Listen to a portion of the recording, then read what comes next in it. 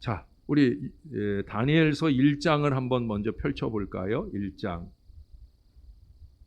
이제 1장부터 이제 기적적인 역사의 이야기들이 나오지 않습니까? 제일 첫 번째 이야기는 뭐냐면 다니엘과 세 히브리 친구가 왕의 진미와 포도주를 마심으로써 자신들이 더럽혀지게 되는 것을 거절하는 바로 그 일을 결단하게 되는 이야기가 나와요. 8절을 한번 읽어볼까요? 우리 잘 읽어봤던 또 여러분이 설교도 많이 들었을 거예요. 8절. 자, 같이 한번 읽어볼까요? 시작. 다니엘은 뜻을 정하여 왕의 음식과 그가 마시는 포도주로 자기를 더럽히지 아니하리라 하고 자기를 더럽히지 아니하도록 환관장에게 구하니. 근데 사실은 자기를 더럽히지 않도록 환관장에게 구했다라는 이 표현 자체가 사실은 환관장 입장에서 들으면 이게 불충이 될 수 있거든요. 왜냐하면 왕이 내리는 진미예요. 왕이 내리는 포도주예요. 근데 이거를 더럽히는 것으로 간주하고 말하게 될 때는 이게 환관장의 마음이 부정적인 마음이면 그렇잖아요. 말을 듣는 사람이 부정적인 마음이고 꼬아서 들으면 좋은 말도 꼬아지게 되는 건데 이거는 당연히 꼬아질 수 있는 얘기거든요. 왜? 왕의 진미를 더럽히는 것으로 표현을 했으니까 이건 무척 화가 날 일이에요. 근데 중요한 건 뭐예요? 그들이 뜻을 정해서 이 일을 진행하고 있다는 거예요. 중요한 것은 뜻을 정한 거죠. 뜻을 정한 거. 여러분들은 뜻을 잘 정하십니까? 그 뜻이 무엇에 기준합니까? 자기의 이기와 욕심이나 또는 고집이나 사심에 근거하는 뜻을 혹시 정하지 않습니까? 감정의 요동침을 따라서 혹시 뜻을 정하고 있지는 않습니까? 여러분, 다니엘과 세 친구가 뜻을 정할 때 그 뜻은 어떤 마음으로 정했겠습니까? 사람의 생각이었겠습니까? 예? 아니면 그저 그들의 몸을 지키기 위한 인간적인 마음이겠습니까? 아니에요. 혹여라도 그들이 이렇게 말함으로 인해 환관장에게 큰 벌을 받을지라도 그들은 아버지가 원하는 길을, 하나님이 원하는 길을 가고자 했다는 거예요. 여러분도 먹는 것에 대한 뜻을 정해보신 적이 있으세요? 많이 있잖아요. 다이어트. 예? 다이어트의 뜻을 정해본 적이 있으시죠? 그건 뭐 아버지 하나님이 원하셔서보다는 자기가 좀 더 이뻐 보이려고, 좀 더 날씬해 보이려고, 특히 이제 이 여름을 앞두고 있으면 젊은 아가씨들도 보면 비키니 입으려고 그렇게 뜻을 정하는 경우가 간혹 있잖아요. 뭐 저는 먹는 것에 대해서는 가능하면 뜻을 안 정해요. 제 생애에 지금까지 다이어트를 해본 적이 없어요. 뭐 아시는 대로 없어서 못 먹고 안 줘서 못 먹지. 그래서 저는 먹는 뜻을 정해본 적은 별로 없습니다. 여러분은 어떻습니까? 사람들을 보면 뜻만 세우는 사람이 있어요. 또 어떤 사람은 뜻조차 못 세우는 사람이 있습니다. 둘 다 옳은 건 아니죠.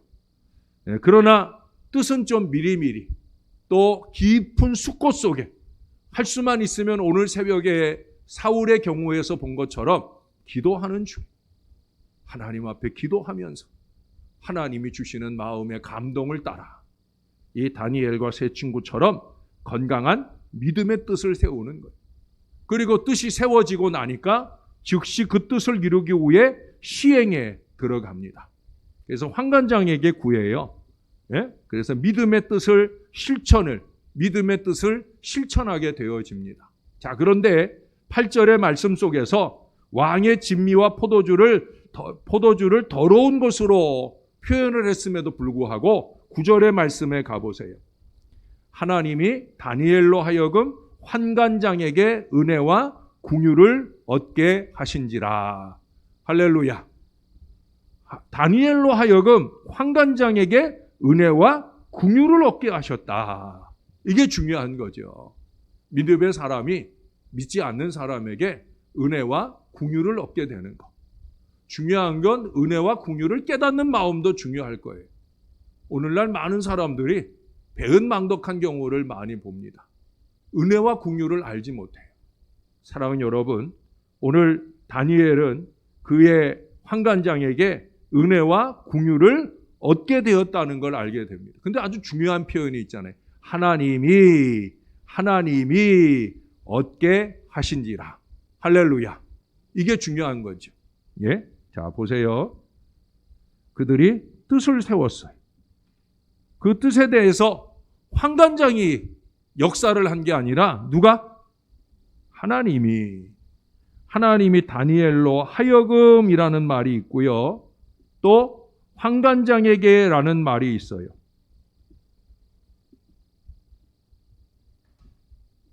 이건 다 매개물이에요, 매개물. 다니엘 자신도 마찬가지. 결국은 누가 하시는 일이에요? 예, 하나님이 하시는 일이에요. 하나님. 예? 하나님이 얻게 하시니라. 예. 이번 주일 설교 내용도 내내 그런 내용들이에요. 하나님이 하시는 일. 우리가 얼마나 하나님의 그 하시는 일에 우리를 드릴 수 있느냐 하는 것이 중요한 거죠. 예? 그걸 우리는 믿음이라고 해요. 믿음으로 하는 많은 일들, 우리는 그 많은 일들을 정말 믿음에 맡게 하고 있는지, 하나님이 얻게 하시니라 하는 그 일을 하는지, 아니면 내 생각대로의 일을 하는지 생각해 봐야 됩니다. 오늘 이 환관장이 다니엘에게 이제 시험을 치르게 되어집니다. 그래서 다른 친구들이 먹는 것들과 다르게 자기들은 뭐만 먹겠다고요? 물과 식물만. 다른 친구들은, 다른 또래의 소년들은 고기를 먹고 하는데 자기들은 물과, 거기 보시면 12절을 보세요. 당신의 종들을 열흘 동안 시험하여 채식을 주어 먹게 하고 물을 주어 마시게 한 후에 다른 소년들과 비교해 보라는 거예요. 이 내용 잘 아시죠? 예, 음식조차도 세상 권세와 타협하지 않겠다는 거예요. 그러니까 다니엘이나 세 친구가 세운 뜻이라는 게 사실은 뭐 거창한 게 아니에요. 먹는 것과 관계된 거예요. 근데 이 먹는 것에 대한 뜻이 왜 중요한가? 예? 그것은 여기 포도주, 예, 뭐 술이잖아요, 술. 예? 그 포도주로 자기의 마음을 흐트러뜨리지 않으려는 마음도 중요하고, 그보다 더 중요한 건 뭐냐면 왕의 진미예요. 그 진미 안에 있는 고기류, 육류 종류들은 뭐냐면 우상들에게 제물로 드려졌던 바로 그것을 음식으로 삼아 먹는 거예요. 그러니까 이방 땅에서 이방 그 육류로 음식을 삼는 것은 이방 신에게 바쳐졌던 걸 먹는 거니까 이게 하나님 앞에 우상 섬김이 되는 것이 될 수 있다는 거예요. 그런 점에서 우리가 생각할 땐 뭐 먹는 것 갖고 뜻을 세우느냐 하찮게 생각할 수 있지만 절대 하찮은 게 아니라는 거예요. 바로 그런 마음의 뜻을 세우고 그 뜻을 향해 앞으로 나아가게 되어집니다. 그러니까 그들이 먹는 채식 또 물이라고 하는 것은 영적 웰빙식이죠.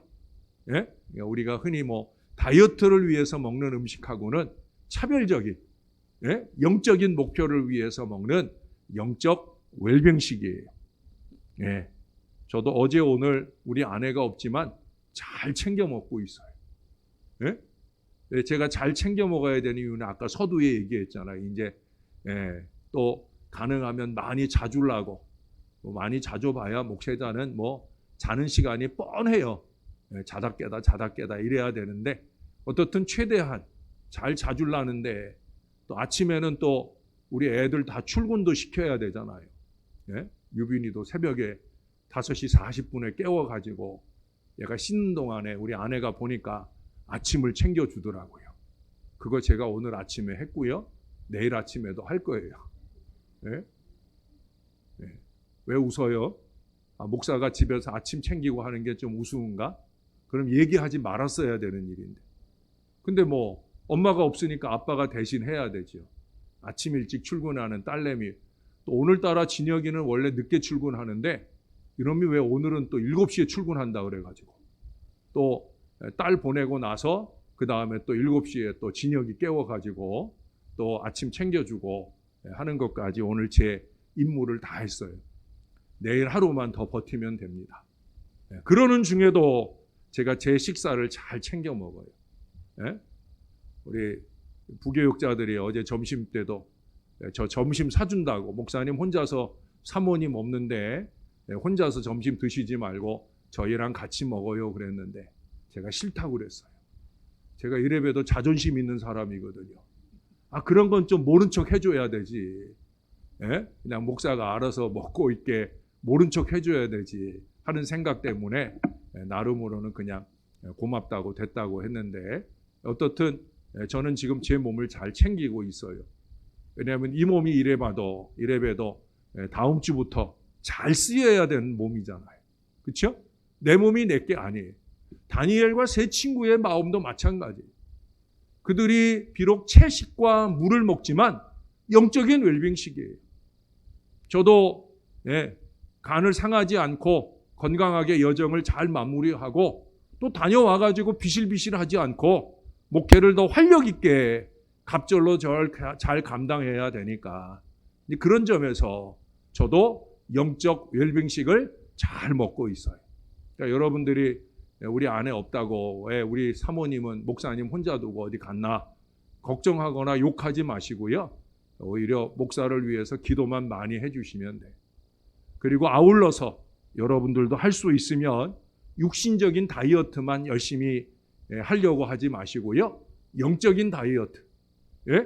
육신의 일들은 좀 줄이고 영적으로 사람이 떡으로만 살 것이 아니라 하나님의 입으로 나오는 모든 말씀으로 사는 이 영적인 웰빙식을 많이 드시고 살아내는 하나님의 사람들이 되시기를 주님의 이름으로 축원합니다.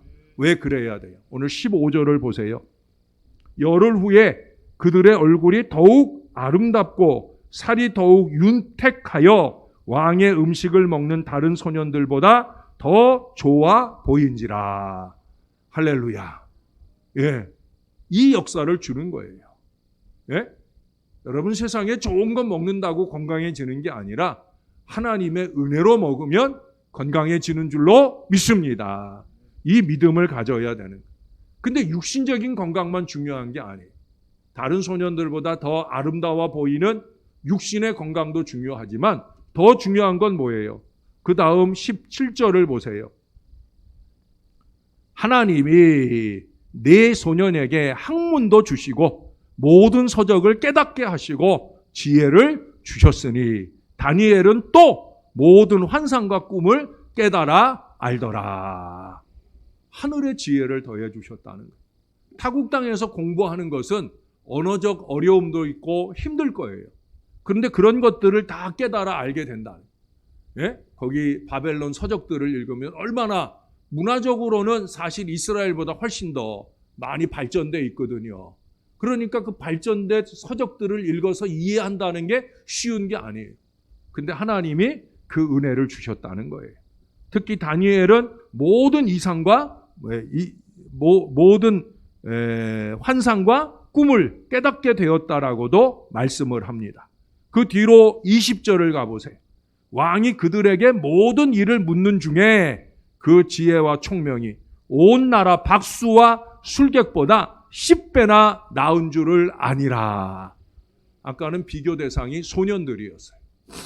근데 지식에, 건강에 있어서는 소년들이 비교 대상이었는데 지금 지혜와 지식에 있어서는 소년들은 될 것도 아니고 그 나라에서 똑똑하다고 하는, 또 환상이나 꿈에 있어서 더 깊은 깨달음을 갖는다고 하는 여기 박수나 술객들, 그들보다 몇 배?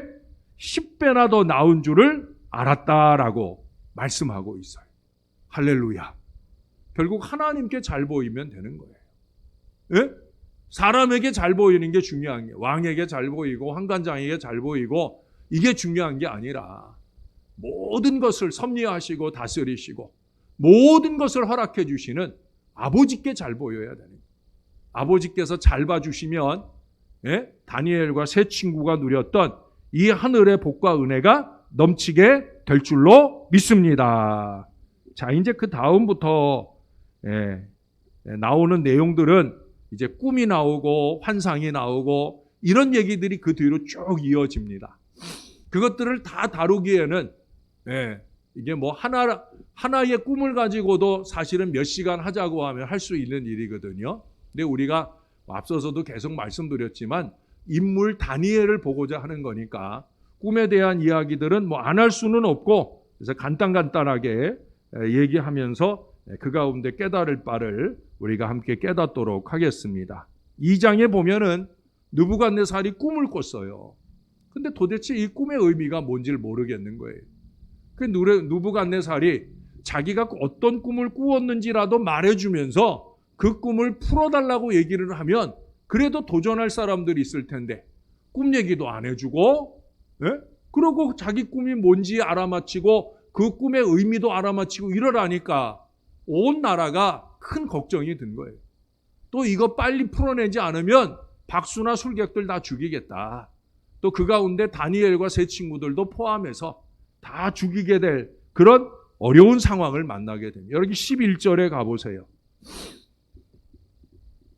여러분이 한 번만 읽어주실래요? 11절. 2장 11절입니다. 시작. 왕께서 물으신 것은 어려운 일이라 육체와 함께 살지 아니하는 신들 외에는 왕 앞에 그것을 보일 자가 없나이다 한지라. 여기 갈대아인들이 뭐라고 보고를 했냐면 육체와 함께 살지 아니하는 신들만이 이걸 알 수 있다는 거예요. 그 신들 외에는 보일 자가 없다. 그 무슨 얘기예요? 사람으로서는 도저히 풀 사람이 없다는 거예요. 근데 그 발등의 불이 누구에게 떨어졌냐면 다니엘과 세 친구에게 떨어지게 되었어요. 여러분, 그 어려운 상황에 17절을 보세요. 이에 다니엘이 자기 집으로 돌아가서 그 친구 하나냐와 미사엘과 아사랴에게 그 일을 알리고 하늘에 계신 하나님이 이 은밀한 일에 대하여 불쌍히 여기사 다니엘과 친구들이 바벨론의 다른 지혜자들과 함께 죽임을 당하지 않게 하시기를 그들로 하여금 구하게 하니라. 자, 지금 다니엘이 무엇을 부탁을 하고 있어요? 예? 우리가 흔히 얘기하는 중보기도를 부탁하잖아요. 예? 하나님이 나 다니엘에게 이 해석을 알게 하실 수 있도록 너희들이 나를 위해서 좀 기도해달라고 지금 기도의 부탁을 하고 있는 거예요. 예? 여러분, 중보기도의 요청은 외면하면 안 됩니다. 중보기도의 요청은 외면하면 안 돼요. 목사도 열심히 여러분들의 중보기도 요청을 잘 들어드리려고 노력을 하잖아요. 예? 다음 주 월요일에도 아주 중요한 수술이 있는 분이 있어요. 그래서 2주간에도 주초에도 계속 제가 기도하고 있고 또 전화로도 통화로 기도도 하고, 예? 어떤 요청이든 중보기도의 요청은 외면하면 안 돼요.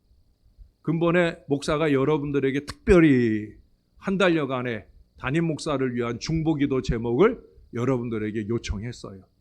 다 아시죠? 네, 여러분 한 달여 동안 꼭 기도해 주시리라고 믿습니다. 아마 수요일 저녁에 오시는 분들은 다 해주실 거예요. 중보기도의 요청은 외면하면 안 돼요. 여러분, 중보기도가 좋은 이유가 뭔지 아십니까? 제가 해봐서 알아요. 중보기도를 해주면은요, 그 기도는 내가 기도해주는 그 사람에게만 역사를 일으키지 않아요.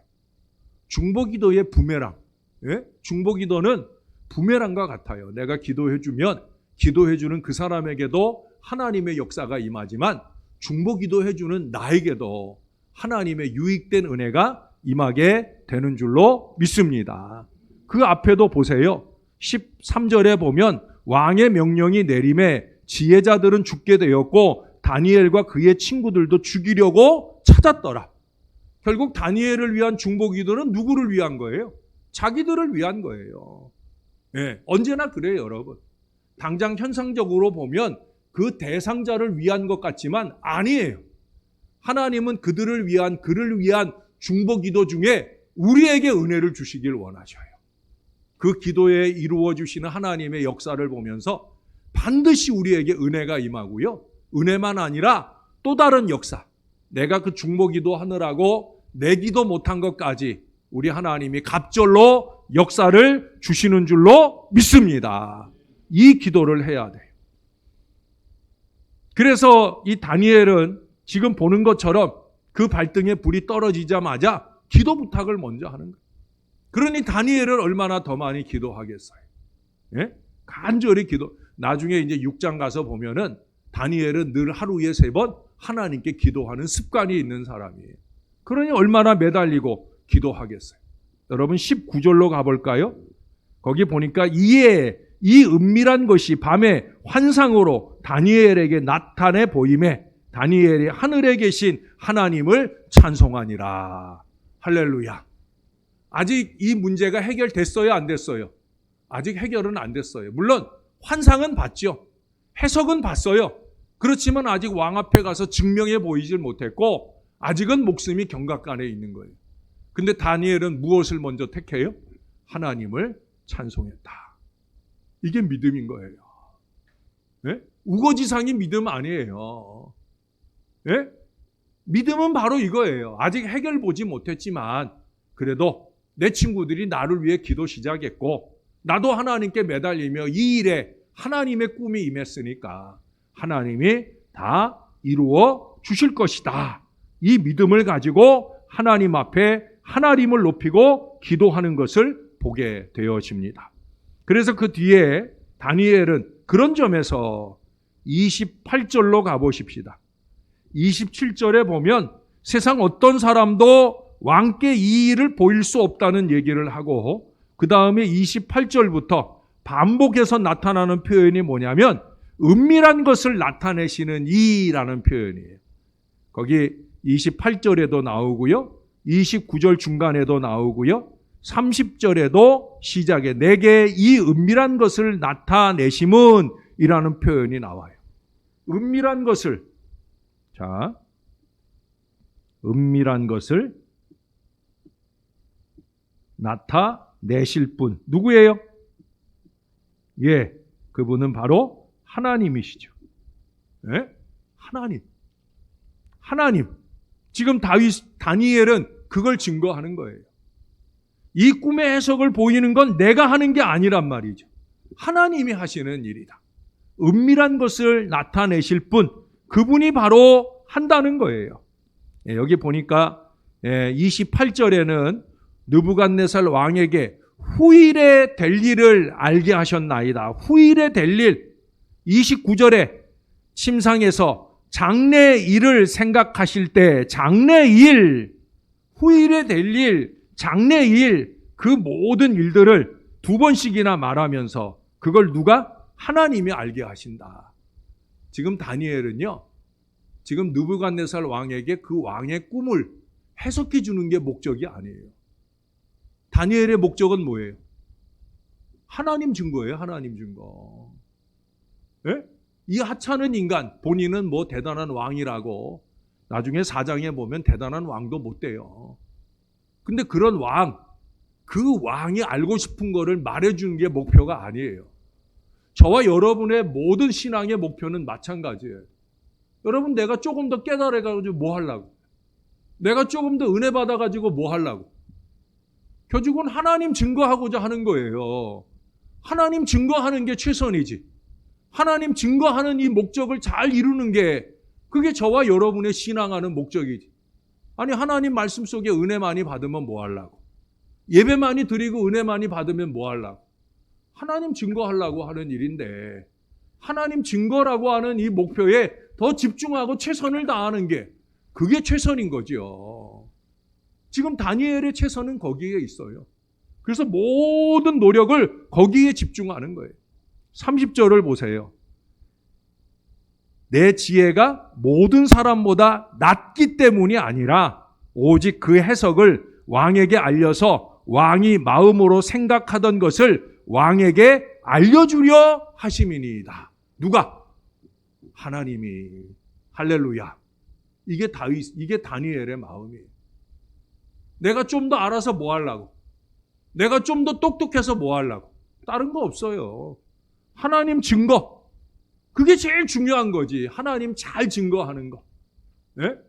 저는 많이 부족하지만 저의 모든 인생과 목회의 목표는 하나님 말씀을 잘 증거하는 데 있어요. 그 시간만 나면 저는 하나님 말씀 준비한다고 그랬잖아요. 제가 미련하다 보니까, 예? 지혜가 부족하다 보니까 그렇게 늘 말씀 생각하고 말씀 준비하는 데 집중하지 않으면 그게 쉽지 않은 일이기 때문에 그래요. 그리고 저에겐 제일 중요한 게 결국 이 하나님 말씀 증거하는 일이 제일 중요한 일이에요. 다니엘은 그걸 알아요. 자기는 아무것도 아니다. 자기는 하나님이 알게 하시는 거다. 그래서 철저히 하나님 중심인 모습을 우리들에게 보여줍니다. 자, 그러면 다니엘이 보았던 환상은 다니엘이 아니라 다니엘을 통해 보여주는 환상. 그림 한번 보여주세요, 목사님. 예. 금 신상, 머리만 금이긴 하지만 어떻든 신상에 대한 꿈을 꿨어요. 아주 커다란 신상을 이 느부갓네살 꿈속에서 보았는데 그 신상이 머리부터 발끝까지 이 구성품이 달라. 구성품이. 제일 머리는 여러분이 보이시는지 모르겠지만 제가 이걸 좀 한글로 바꿔가지고 적을 수 있게 했으면 더 좋았는데 적지 않더라도 여러분이 한번 보세요. 머리는 금으로 되어 있어요. 금으로.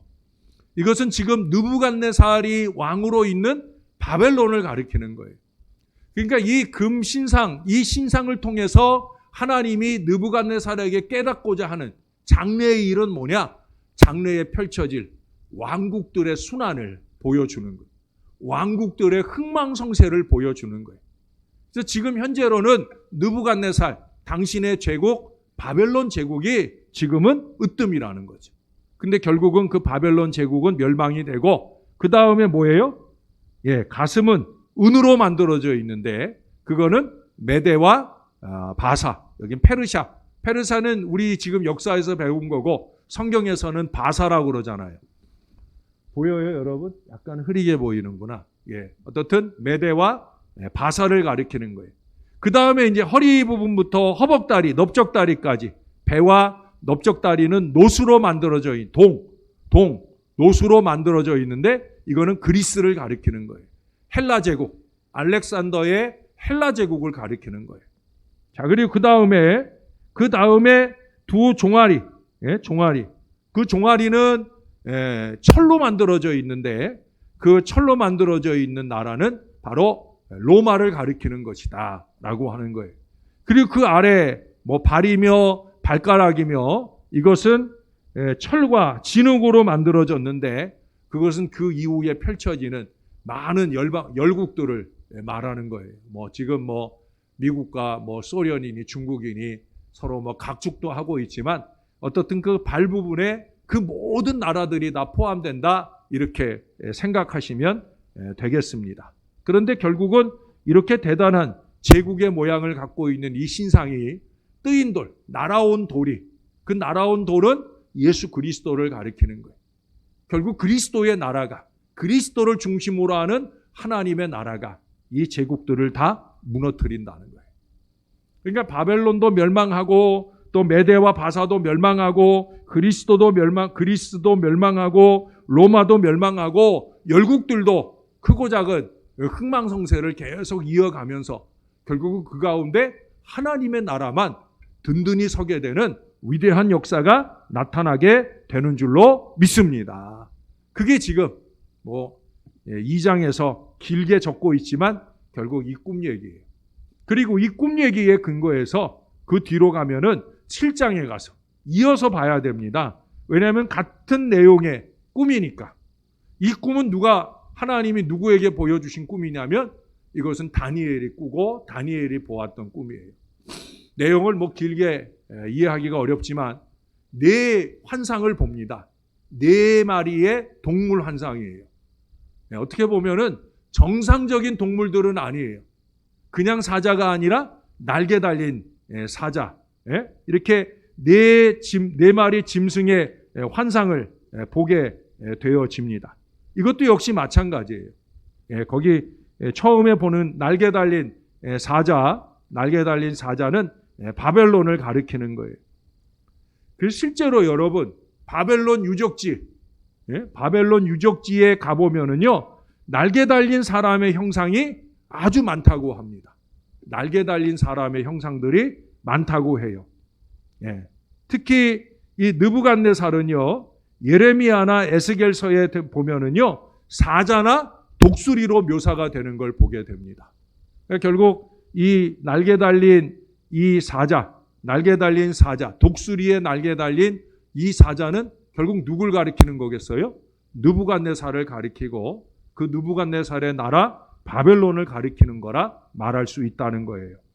그 다음은 곰이 나옵니다. 곰. 곰은 메대와 바사를 가리키는데 앞쪽은 메대, 뒤쪽은 바사. 그래서 이제 나중에는 이제 바사로 단일화가 되어집니다. 그래서 거기 보면은 몸 한쪽 한쪽으로 쏠리고 몸 한쪽을 들었다라는 표현이 나오는데 제가 좀 전에 얘기를 잘못한 것 같아요. 바사가 앞쪽이고 메대가 뒤쪽이 아닐까. 왜냐하면 여러분 곰 보면은 이렇게 공격할 때 두 다리로 이렇게 일어서잖아요. 그렇죠? 바로 그 형상을 보여주는 거라 봅니다. 그래서 결국은 나중에 페르시아에 의해서 단일화되어지는 경우를 보게 되어집니다. 그 다음에 표범이 나와요. 표범은 알렉산더 대왕의 헬라 제국, 그리스 제국을 말하는 거예요. 아까 금신상하고 크게 다르지 않죠? 근데 이 표범의 특징은 뭐냐면 머리가 넷이 있다는 거예요. 그 그림으로는 잘 구분이 안 되실 수도 있는데 머리가 넷이 있다는 거예요. 그것은 알렉산더가 죽고 난 뒤에 그 헬라 제국이 네 제국으로 분할이 되거든요. 근데 그것을 보여주는 환상이라고 말하게 되어집니다. 그리고 넷째 짐승은 특별한 모습을 가지고 있어요. 여기는 조금 공룡처럼 묘사를 해놨죠. 근데 그 내용을 읽어보면 정말 공룡 같은 모습이에요. 왜냐하면 머리에 뿔이 이렇게 10뿔 가진 동물의 형상이 나오고 나중에 요한계시록에 보면은 10뿔이 아니라 2뿔이 나오고 1뿔은 어떻고 그런 여러 가지 이야기들이 나와요. 그래서 어떻게 보면 공룡의 형상을 가진 아주 이상하게 생긴 특별한 모습의 그런 모양을 갖추고 있는데 이 뿔 하나하나는 그 로마 제국의 10대 황제들이 있어요. 아주 광폭했던 그런 황제들을 가리키는 거라 이렇게 말하는 그런 해석학자들도 있습니다. 서기학자들도 있습니다. 어떻든지 간에 네 번째 짐승은 로마 제국을 가리키는 거라 이렇게 말할 수 있다는 거예요. 환상 부분은 그냥 그 정도로 이런 환상을 보았구나. 한 번은 느부갓네살이 보고 한 번은 다니엘이 보았구나 하는 정도로 이해하고 가시면 좋겠습니다. 자, 5장으로 가겠습니다. 4장도 있는데 4장은 느부갓네살의 몰락과 다시 발흥하게 되는 그래서 그 나무와 관계된 꿈 이야기들이 적혀 있고요. 5장에서는 그 여러분이 잘 아는 대로 그 벨사살 왕이 잔치를 벌일 때 그때 벽에 손이 나타나 가지고 벽에 글씨를 써요. 그 글씨가 뭐라고 써져 있냐면 메네 데겔 우바르신 메네 데겔 우바르신이라고 하는 글씨를 씁니다. 이 메네라고 하는 것은 같은 말의 반복이죠. 무슨 말이냐면 세어서 한계를 정하다. 세어서 한계. 이제 그만 이 한계를 정한다는 거예요. 세어보고 한계를 정했다라고 하는 거예요.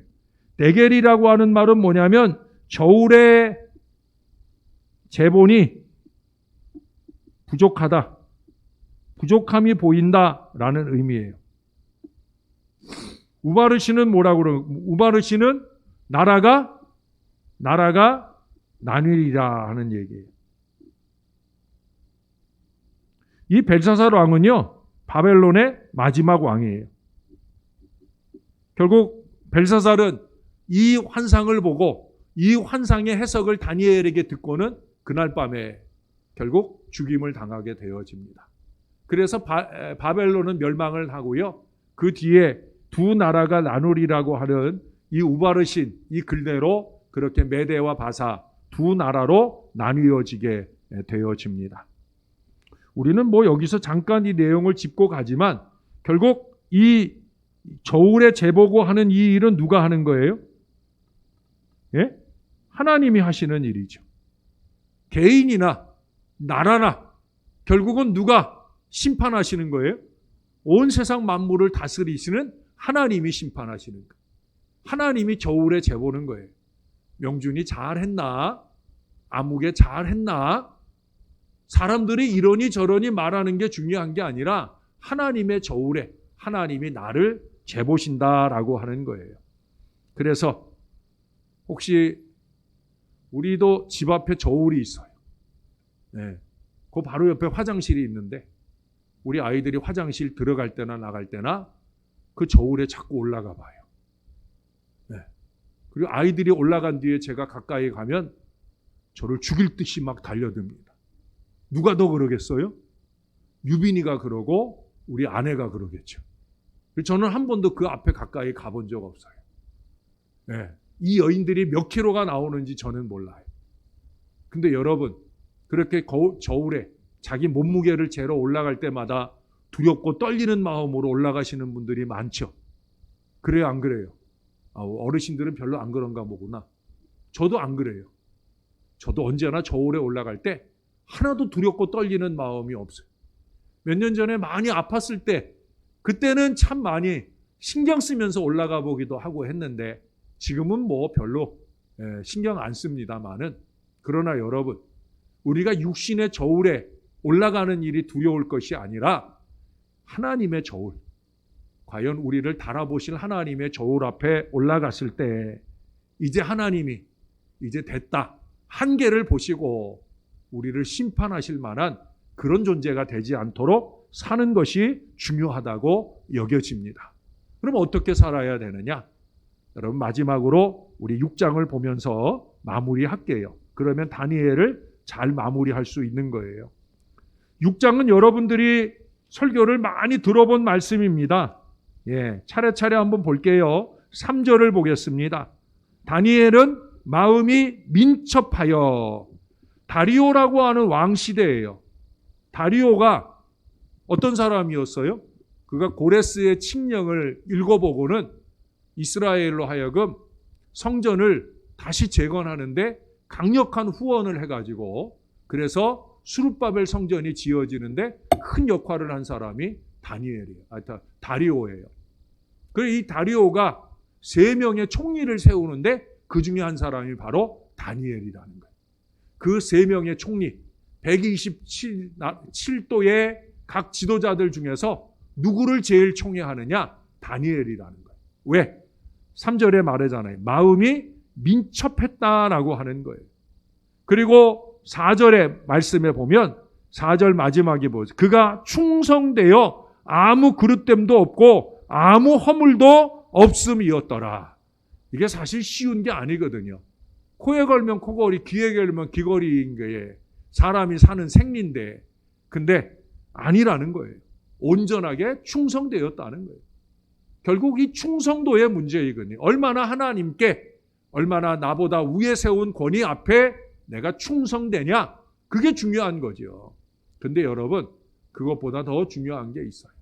마음이 민첩하고 충성된 거, 그것보다 더 중요한 건 뭐겠습니까? 바로 신앙이죠, 신앙. 이 다니엘에게 시험이 왔어요. 그게 뭐냐면 우상에게 절하는 거예요. 왕의 금신상에 절하라 하는 그런 시험이 왔어요. 그래서 그 시험 때문에 여기 7절에 보면 그 시험의 내용이 나오죠. 7절 하반절에 보면 누구든지 왕 외의 어떤 신에게나 사람에게 무엇을 구하면 사자굴에 던져 넣기로 한 것이니다 라고 얘기를 합니다. 자, 그런데 이 칙령이, 이 금령이 떨어졌음에도 불구하고 10절을 보겠습니다. 10절.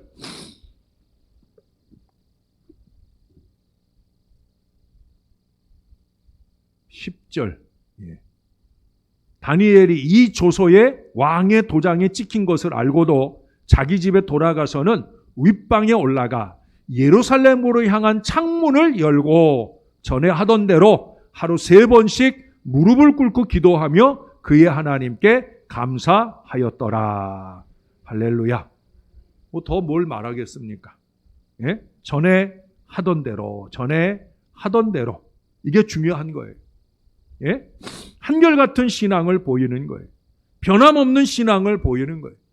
상황에 떨지 않고 환경에 무릎 꿇지 않고 하나님께 행할 일은 언제나 똑같이 우리가 무엇이나 그렇지만 특별히 하나님 앞에 행하는 일, 신앙 습관에 있어서는 꾸준함이 필요한 거예요. 네?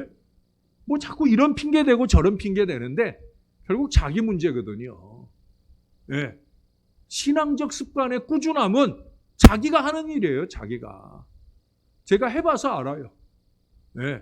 저도 얼마나 바쁜 일정 속에 삽니까? 그러나 일정한 신앙 습관이 있어요. 일정한 목회 습관이 있어요. 꾸준하게 한결같이 합니다. 물론 다니엘에 비하면 부족하지만요. 여러분 따라서 한번 해보십니다.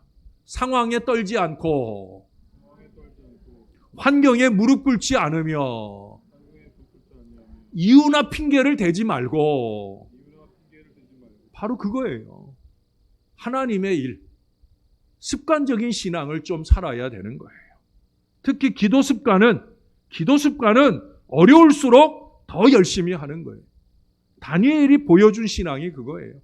사자굴 속에 던져 넣어서도 그가 눈도 하나 까딱 안 하고 하나님이 그 사자굴에서 눈썹 하나 다치지 않고 살려주실 수 있었던 그 놀라운 은혜는 어디 있느냐. 바로 다니엘의 이 믿음에 있었다라고 하는 거예요. 여러분 23절을 가보십시다. 왕이 심히 기뻐서 명하여 다니엘을 굴에서 올리라 하매 그들이 다니엘을 굴에서 올린즉 그의 몸이 조금도 상하지 아니하였으니 이는 그가 자기의 하나님을 믿음이었더라. 할렐루야. 네, 여러분 아주 훌륭합니다. 아멘 할 자리를 이제 아시는 것 같아요. 얼마나 대단해요. 그가 자기의 하나님을 믿음이었더라. 이게 믿음인 거예요. 이게 믿음인 거예요. 네? 믿음이 있다고 하면 믿음의 습관을 보여야 되죠. 거룩한 습관을 보여야 되지요. 말씀과 기도의 습관을 보여야 되죠. 자꾸 상황을 핑계하고 환경을 문제 삼지 말고 하나님 앞에 나의 습관, 거기에 하나님을 의뢰하고 신뢰하는 믿음. 여러분 그 뒤에 26절을 보십시다. 예?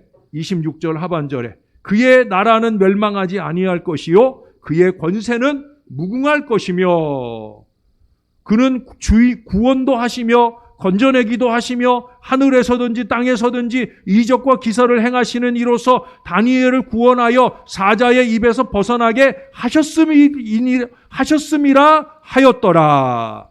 이게 누가 하는 말인 줄 아세요? 다리오 왕이 하는 말이에요. 이방 사람으로 하여금 하나님께 영광을 돌리게 다니엘이 해냈다라고 하는 거예요. 그 다음 구절에 이 다니엘이 다리오 왕의 시대와 바사 사람 고레스 왕의 시대에 형통하였더라. 할렐루야. 바로 이거 아니겠어요? 저와 여러분이 견지해야 될 믿음. 오늘 다니엘을 마무리해 보려고 열심히 달려왔는데요. 여러분 다 잃어버려도 여러분 이 가운데 한두 가지 뜻을 정하여 전에 하던 대로 이 두 가지만이라도 마음에 새기고 가시면 좋을 것 같아요. 따라서 한번 해보십시다. 뜻을 정하여 전에 하던 대로. 전에 하던 대로가 인간적이고 죄악이 많은 삶 그대로 아니에요. 새로운 뜻을 정하고 전에 하던 대로가 신령한 거룩한 습관대로 그렇게 주 앞에 행하는 저와 여러분이 되어 우리도 다니엘처럼 하나님이 형통하게 하시는 개인, 형통하게 하시는 우리 신월 제1교회가 될 수 있기를 우리의 구주 되신 예수님의 이름으로 간절히 축원합니다. 우리 다 같이 한번 기도하십시다. 한 마음 한 목소리로 하나님, 나도 하나님 보시기에 좋은 뜻을 세우기 원하나이다. 인간적이고 세상적인 뜻이 아니라 하나님이 내 마음에 주시는 뜻, 감정적이고 기분 따라 세우는 뜻이 아니라 하나님이 원하는 아름다운 뜻, 주님의 뜻에 순종하는 마음, 그것을 온전하게 정하고 한결같이 행하는 사람이 되었으면 좋겠습니다. 우리가 나쁜 계획들은 실행에 잘 옮깁니다. 그러나 하나님 앞에 약속한 일들은 너무나 쉽게 무너집니다. 이 시간 기도하실 때 간절함으로 그의 나라와 그의 의를 구하는 하나님이 주시는 뜻대로 잘 살아가는 저와 여러분이 되도록 위에서 기도하는 시간 되겠습니다. 다 같이 기도하겠습니다. 좋으신 아버지 하나님, 하늘의 은혜를 감사합니다. 주님이 돌봐주신 은혜로 통하여 오늘도 다니엘을 마무리해 봅니다. 뜻을 정하여 전에 하던 대로 다니엘의 그 거룩한 모습을 봅니다. 하나님 보시기에 아름다운 은혜의 미래를 살고자 했던 다니엘의 모습을 봅니다. 성령의 충만한 은혜가 다니엘에게 임하게 도와주시고 그 은혜 속에서 강해지는 하나님의 사람 될 수 있게 주님이 도와주시옵소서. 주님이 붙들어 주셔야 되겠나이다. 주님이 은혜를 주셔야 되겠나이다. 우리가 할 수 있는 일이 아니기에 주님이 내 마음에 성령으로 충만하게 채워주셔서 그 성령 하나님이 주관하시는 은혜 여정을 살겠습니다. 주님, 거룩한 뜻을 세우게 하옵소서. 전에 하던 대로 행하는 그 일들이 죄악의 일들이 아니라 거룩한 일이 되게 하시고 아버지께 영광을 돌리는 일이 되게 하시고 나로 통하여 많은 사람들이 하나님께 영광 돌릴 일이 되도록 은혜를 베풀어 주옵소서. 주님이 우리와 함께 해주시기 소원합니다. 은혜 더해 주시기 소원합니다. 주님,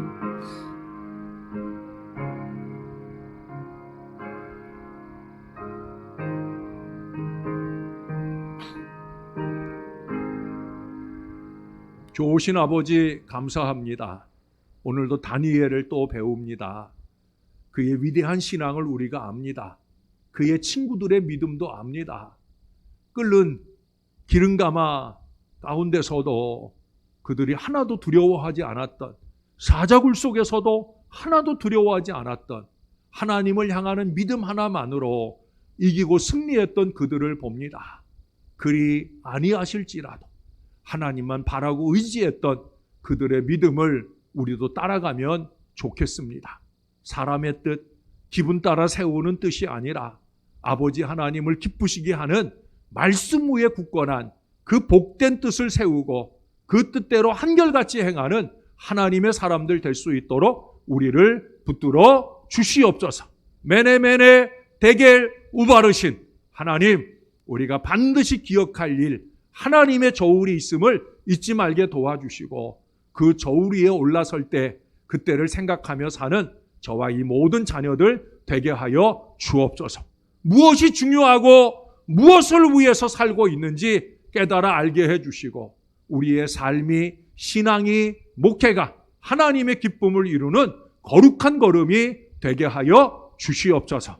앞으로 한 달여간 우리가 서로 중보하며 서로를 위한 기도를 쉬지 않게 도와주시되 오늘 다니엘의 세 친구처럼 온 교회가 기도의 요청을 놓치지 않게 하시고 믿음의 중보기도 속에 역사를 열어가는 하나님의 사람들 될 수 있게 은혜 베풀어 주시옵소서. 감사드립니다. 예수님의 이름으로 기도합니다. 아멘.